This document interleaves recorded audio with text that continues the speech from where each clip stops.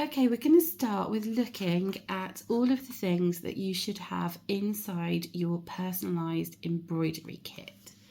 So inside the box, you will have the instruction booklet, which we will go over shortly. And then inside, you should have 2 different needles. So I've included 2 different needles for personal preference. The shorter one is called a chenille needle, and it has a much larger eye, which makes it easier to thread the cotton. The other one is a size 5 John James embroidery needle, which I prefer to use. It's a longer needle and slightly thinner, but you can use whichever you like. Then we have our baker's twine for hanging up our bauble at the end, and here you have lots of different thread that you can use. Here is our embroidery hoop, 3-inch embroidery hoop.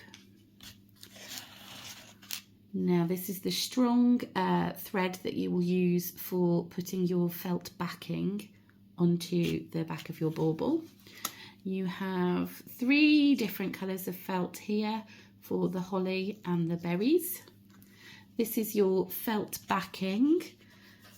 Here is your fabric. There are 2 different colours of fabric. This is the main colour that you will do your embroidery on, this kind of neutral beige colour.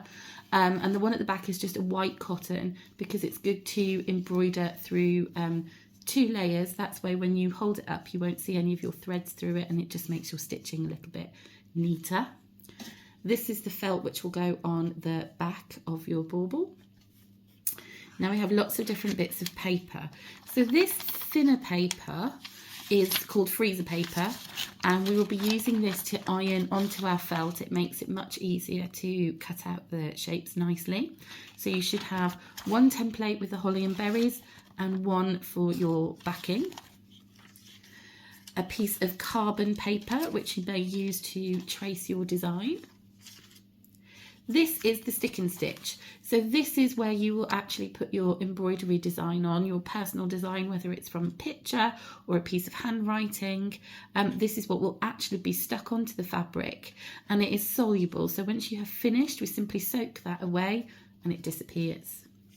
And then here you have your templates. And I will go over the different ways of transferring your design in a moment.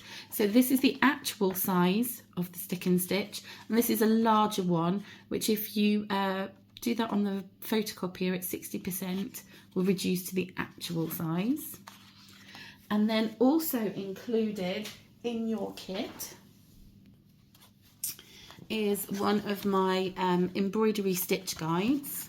So this is a helpful little leaflet full of lots of different ideas of stitching which you could use.